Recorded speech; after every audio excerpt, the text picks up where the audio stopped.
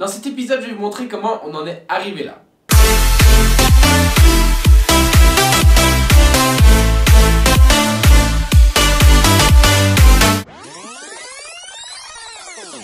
Ça faisait 4 mois que la caisse était dans le fond de mon jardin, il était donc temps qu'on s'en occupe.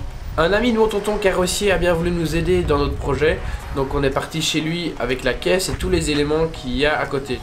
On a préféré faire notre peinture par des professionnels plutôt que faire ça chez nous, parce que la peinture de carrosserie coûte assez cher et on n'avait pas envie de se rater. Une nouvelle peinture sur une carrosserie, ça se compte avec 3 zéros, donc on voulait pas se rater.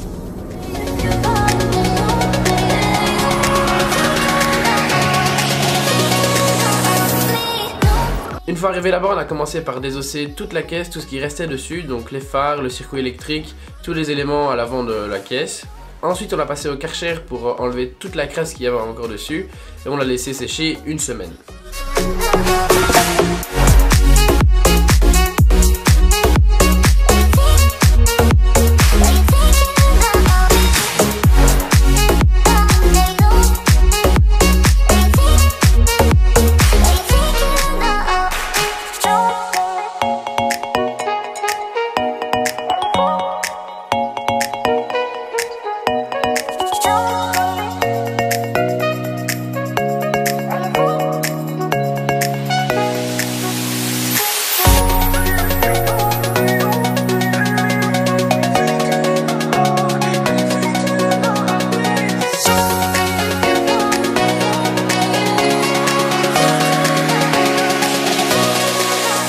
La semaine d'après, on est retourné chez le carrossier pour continuer à préparer la caisse à la peinture. Donc pendant cette semaine-là, il avait déjà débosselé certains endroits de la caisse, il avait mis du mastic, il avait fait du super boulot. Franchement, on s'attendait pas du tout à ce qu'il s'implique autant dans notre projet, donc un grand merci à lui. Sur la baie de pare-brise, il y avait un gros trou causé par la rouille et il a soudé une nouvelle tôle, remastiqué, tout était comme neuf, vraiment génial, un grand merci à lui. Heureusement qu'il était là, sinon notre caisse ne serait pas aussi belle. Avant d'avoir fait la caisse, je ne savais pas du tout comment m'y prendre, je ne savais pas ce qu'il fallait faire. Est-ce qu'il fallait poncer au papier abrasif, est-ce qu'il fallait ravoir le métal, est-ce qu'il fallait enlever toute la rouille, je ne savais pas du tout. Donc c'est pour ça aussi que je me suis orienté vers un professionnel. Donc ce qu'il faut faire en fait, il faut surtout pas enlever la peinture, il faut la laisser comme ça. Il faut juste poncer cette peinture avec du Scotch-Brite, c'est une sorte de papier, une sorte d'éponge, papier abrasif. Mais c'est pas du tout comme le papier qu'on a pour poncer le bois par exemple. Donc il faut enlever tout le côté brillant qu'il y a sur la caisse et avoir un côté mat. Et une fois qu'on a ce côté mat, la peinture peut accrocher et elle est prête à être peinte. Il m'a fallu à peu près 4 heures pour poncer toute la caisse. Donc une fois ces 4 heures passées là, elle a pu passer à la peinture. Ça c'est le peintre qui nous l'a peint parce que c'est tout un métier peindre et si on avait peint il y aurait eu des couleurs partout, ça aurait été l'enfer, ça aurait été de l'argent gaspillé. Donc voilà, la caisse est peinte, j'espère que vous aimez notre peinture rouge Facom. Les carrossiers possèdent des cabines à peinture, donc ces cabines sont ventilées et chauffées, donc ça permet d'avoir les bonnes conditions pour peindre. Si j'avais peint chez moi, surtout au mois de décembre, il fait en moyenne 5-6 degrés, donc la peinture n'aurait pas du tout été mise dans des bonnes conditions et elle n'aurait pas tenu autant que ce qu'elle va tenir maintenant. Pour aller chercher la caisse peinte, on n'a pas pris la remorque parce qu'elle rentrait tout pile dans la remorque et elle frottait à certains endroits. Pour l'aller c'est pas grave vu qu'on allait refaire la peinture, mais comme on a une nouvelle peinture, ce serait bête de l'abîmer, donc on a été chercher la caisse en camion.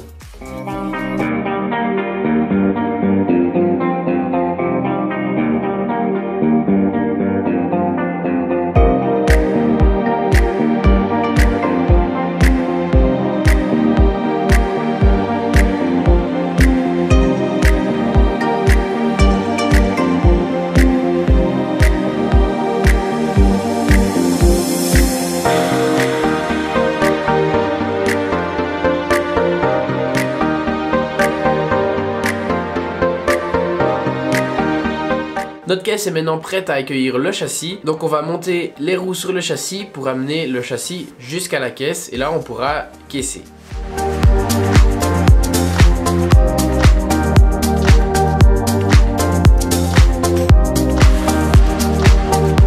Avant de remettre la caisse sur le châssis, on a voulu être certain de l'état de notre moteur, donc on voulait voir si notre moteur était en bonne santé ou pas.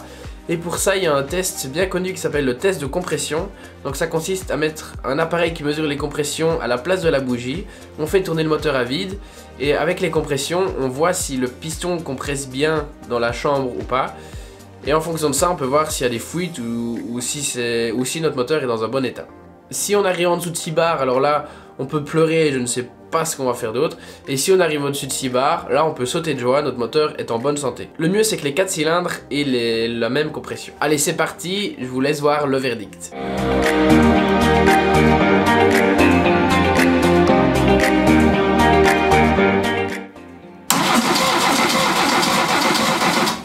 Là il reste. Refais. Attends.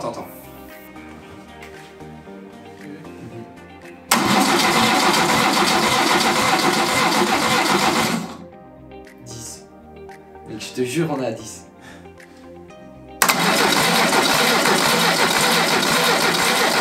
Oh, il monte à 10 et il reste à 10. Yeah! Oh, c'est beau ça. 10, hein. 10 de 10, hein, ça. Après le test de compression, vous avez pu voir qu'on a obtenu 10 bars et ces 10 bars là on les a obtenus sur les 4 cylindres, donc c'est vraiment génial, notre moteur est en bonne santé, on va pouvoir continuer sereinement la restauration de la voiture. Donc ensuite on a mis le circuit d'essence parce qu'il est inaccessible quand on met la caisse et ensuite on a apporté le châssis jusqu'à la caisse.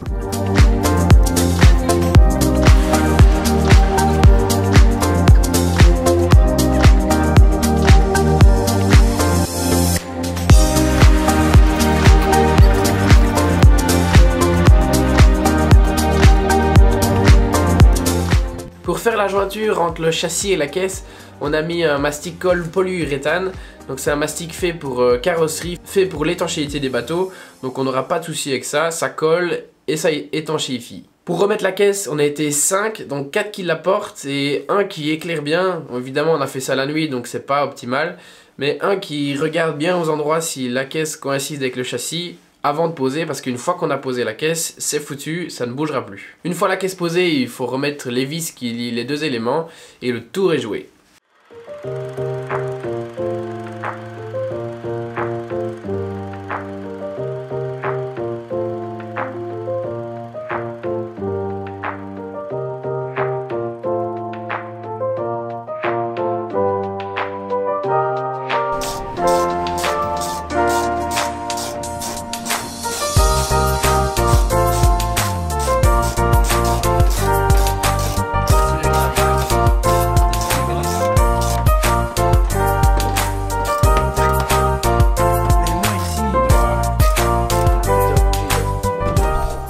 Grâce au spot Enel, je vois pendant la nuit.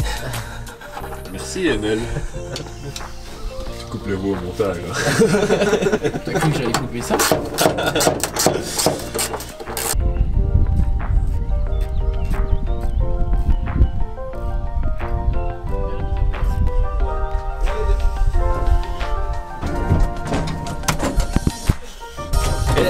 Tu mettras ce plan là à l'envers, je suis sûr il est stylé. C'est pour la miniature. Ça donne quelque chose. Ah ouais, j'avoue.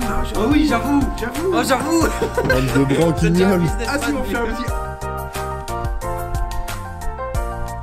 Après moi je filme, donc tu feras des arrêts sur image. Ah parce que ça donne là.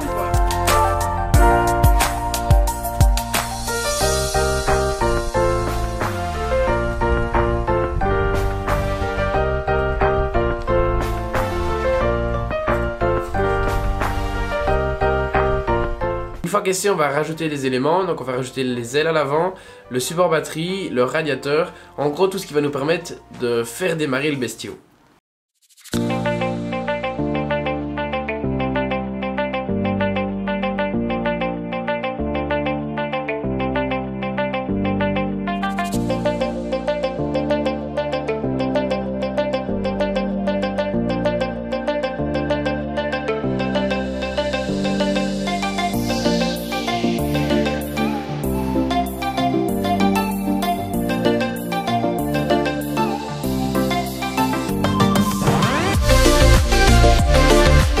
On n'a pas remis le radiateur d'origine, on a mis un radiateur spécial fait pour le désert.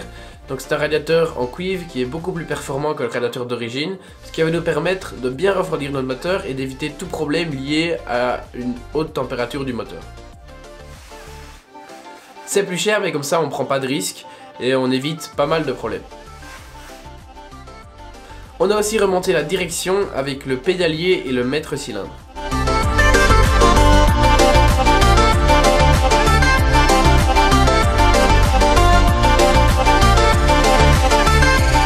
Voilà, il ne reste plus grand chose à faire pour démarrer la bête. Il reste encore le réservoir à mettre, le circuit électrique et on y sera, on pourra enfin tourner la clé et espérer qu'il démarre. Mais ça ce sera pour le prochain épisode. En attendant, n'hésitez pas à vous abonner, à mettre un pouce bleu, à me suivre sur Instagram pour avoir en direct des nouvelles sur l'avancée du projet. Moi je vous dis à la prochaine pour une nouvelle vidéo.